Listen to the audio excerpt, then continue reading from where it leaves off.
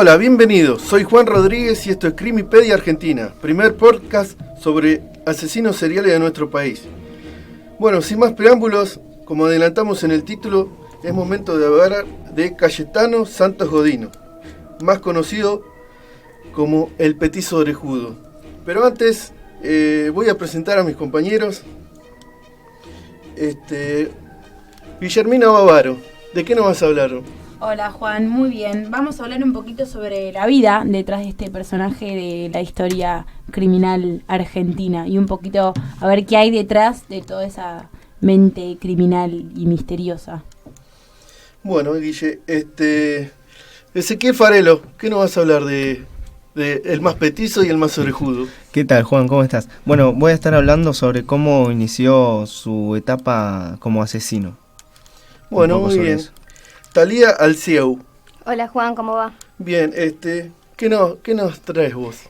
Yo voy a hablar también un poco de los crímenes y cómo fue esta etapa que finalizó, digamos.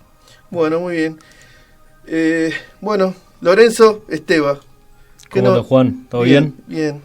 Bueno, yo voy a hablar de la condena y dónde fue trasladado para ya concluir luego con su muerte. Bueno, Guilla, ¿empezamos? Muy bien. Sí, la verdad que este personaje ya desde sus inicios tiene una historia de vida complicada. Su familia llegó a Buenos Aires desde Italia, son inmigrantes.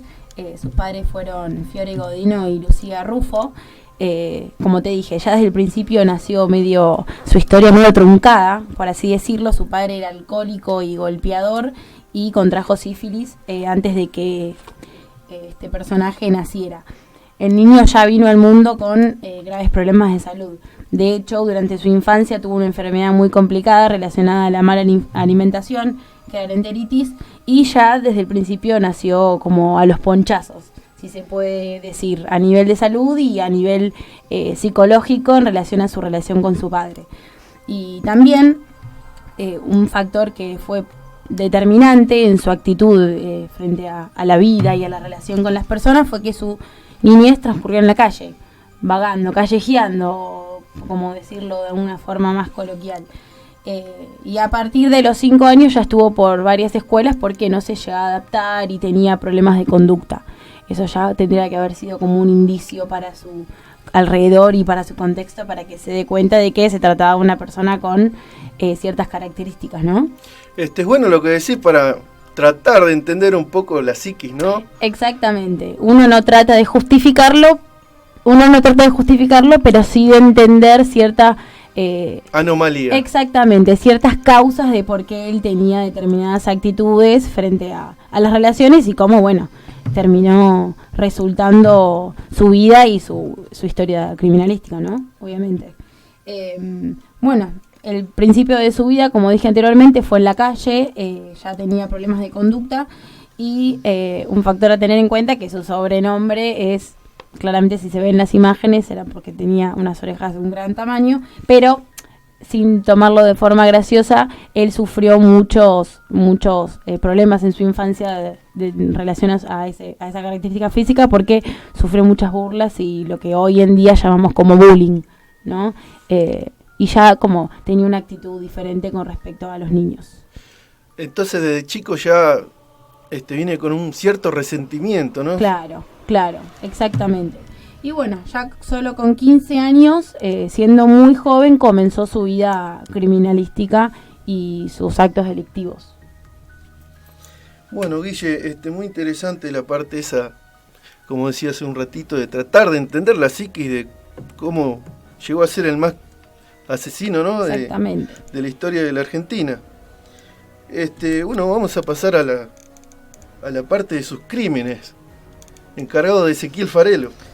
Sí, Juan, bueno, para corregirle un poco a Guillermina, es cierto que a los 15 años ya se dice que comenzó, pero no, es que anteriormente él con 8 años ya tuvo un caso muy impactante o trágico, por así decirlo, en donde llevó a un pequeño de 2 años a un baldío donde comenzó, ¿no?, a pegarle en la cabeza con una piedra, pero no llegó a matarlo porque, bueno, un guardia, un policía, uno de seguridad logró descubrirlo y logró salvar al pequeño.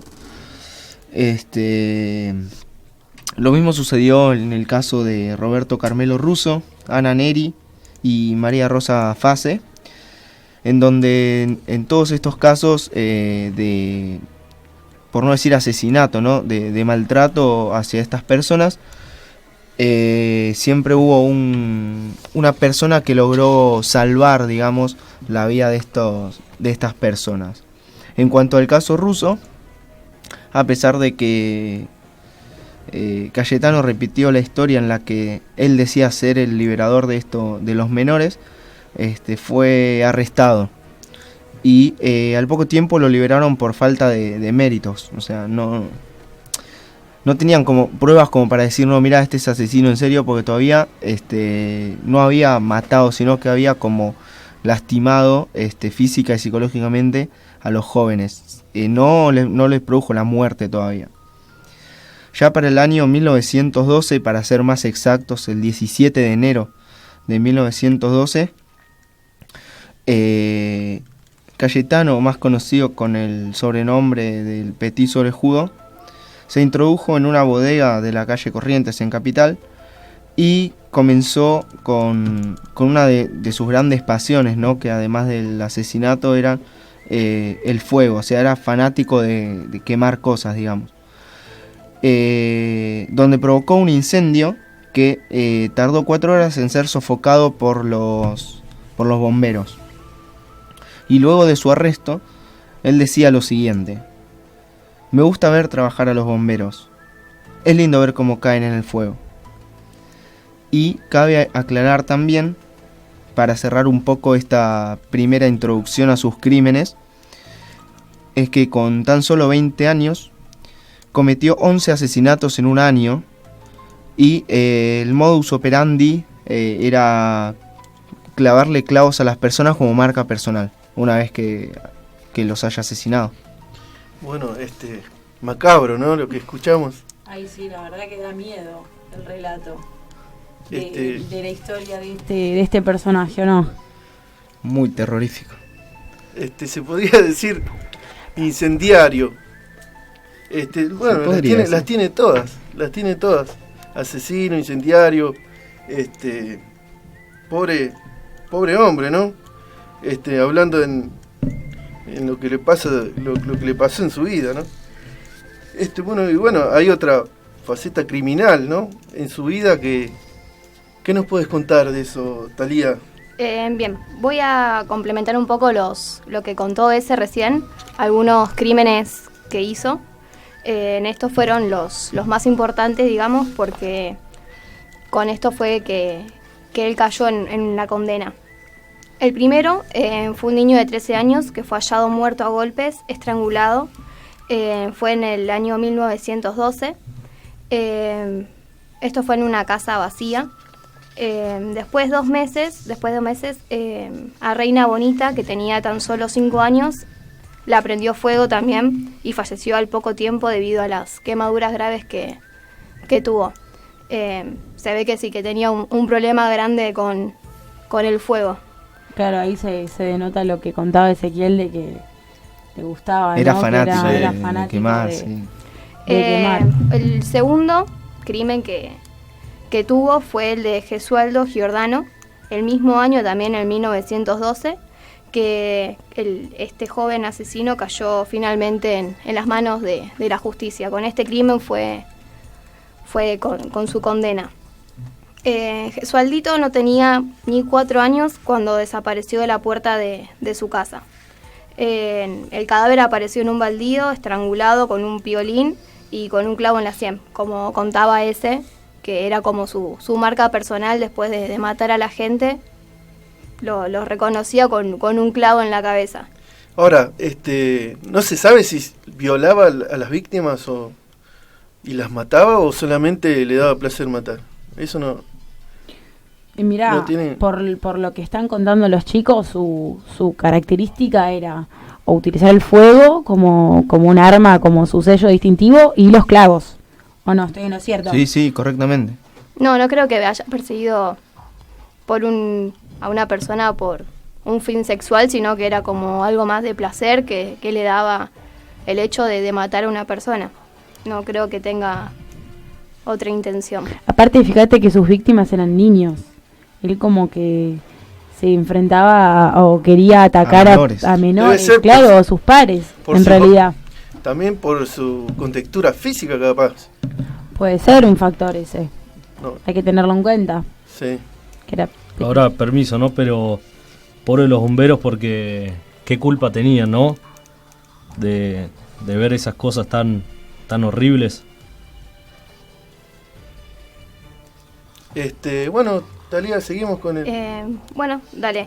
El petiso orejudo fue detenido el 4 de diciembre, dado que los vecinos vieron cómo se secuestraba a Gesualdito y se lo llevaba de la puerta de su casa. Se fueron prácticamente caminando de la mano, sin nada que ocultar, como si fuera algo súper banal. Tenía apenas 15 años cuando fue procesado por los asesinatos de Arturo Laurora, Reina Bonita y Gesualdo Giordano. Y él finalmente terminó confesando todos los crímenes que realizó. Bueno, justamente de eso nos vas a hablar, Lorenzo, ¿no? Bueno, sí. Sí, él terminó confesando 4 homicidios y numerosos intentos de asesinatos. En noviembre de 1914, el juez en lo penal de sentencia, el doctor Ramos Mejía, absolvió a Godino considerándolo penalmente irresponsable. O sea que no había muchas pruebas. Y bueno, ordenó remitir las actuaciones al juzgado en lo civil para formalizar su internación. Esto fue por tiempo indefinido y se lo recluyó en el hospicio de las Mercedes, en el pabellón de alineados delincuentes. Alineado debe ser por una demencia que tenía, ¿o no? Y puede ser que por la característica de sus asesinatos y de sus crímenes pueda ser como un factor, ¿no? Como para ordenarlos o como para de peligro clasificarlos, también, ¿no? Exactamente. Bueno, ahí sí, se puede ver porque ahí terminó de atacar a 2 pacientes, uno que era inválido, estaba en una cama, y el otro en una silla de ruedas. No perdió oportunidad. Claro. No. Dios mío. Para no cruzárselo, te digo. Y bueno, y ya después terminó intentando huir. Pero bueno, a raíz de la apelación de la sentencia, la Cámara de Apelaciones en lo Criminal resolvió por unanimidad que Santos Godino fuera confinado, mientras no hubiera asilos adecuados, en una penitenciaría por tiempo determinado, por lo que lo trasladaron a la Penitenciaría Nacional de la calle Las Heras. Ahora yo me pregunto, Juan, antes de que sigas, Sí. Reconoció, dice acá Lorenzo, algunos asesinatos. Ahora, ¿tanto tardaron realmente en condenarlo? Porque no se puede entender cómo reconociendo 4 asesinatos lo metan, lo saquen. No, supuestamente tras la condena ya los procesos tenían que seguir, los procesos legales tenían que seguir su curso, supuestamente. Claro, tienen determinados pasos, no es todo tan tajante, y lo sabemos que en la justicia los juicios tienen sus etapas, se puede llegar a decir, y bueno, por falta de méritos o por falta de pruebas esto se fue extendiendo. También hay que tener en cuenta que se trataba de un menor cuando empezó a ser acusado por los crímenes, y eso es algo que la justicia considera y tiene una vista diferente, ¿no? Que cuando se trata de un mayor. Asimismo, ustedes también comentaron que faltaban pruebas y faltaban méritos para poder terminar de condenarlo, entonces como que todo eso se fue alargando. Quizás necesitaban de tener pruebas más contundentes como para poder ya darle una sentencia concreta. Hasta que lograron su confesión, ¿no? ¿Ustedes piensan que que realmente tendría que haber ido a una cárcel o tendría que haber sido internado en un hospital psiquiátrico con contención, ¿no? Porque estamos hablando de que era una persona que sufrió bullying toda su infancia y que claramente no era un criminal, sino que era una persona con alguna enfermedad mental. Quizás a lo largo tendría que haber sido tratado mentalmente para que se pueda recuperar, quizás. Quizás por eso mismo fue que tardaron tanto en condenarlo. Puede llegar a ser que a causa de sus problemas psiquiátricos o tenían en consideración su debilidad mental como para tardar en darle una sentencia concreta. Puede llegar a ser un factor ese. También el sistema, ¿no? Que en la escuela no se previno todo. Estamos hablando también de 1912. También Claro. una época muy... Y donde los chicos quizás estaban más en la calle, viste que en la infancia él estuvo, decían, vagueando en las calles y demás.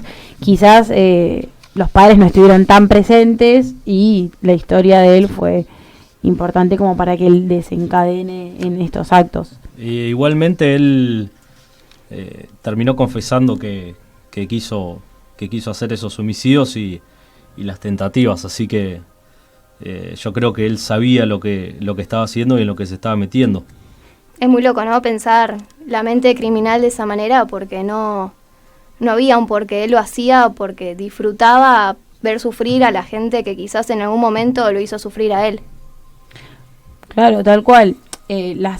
Vamos a hablar un poquito de la muerte de él, que hasta el momento siguen siendo dudosas, porque algunos, o sea, el parte oficial dice que murió de un proceso ulceroso gastrointestinal, que es como si fuera una insuficiencia renal, de ese estilo, pero también decían que en el pabellón y en la cárcel sufrió muchos golpes y violaciones sexuales de sus compañeros. Y decían también, 56 policías confesaron que él murió sin remordimientos, más allá de que él confesó sus crímenes y aceptó haber cometido esos actos de crimen, de homicidio.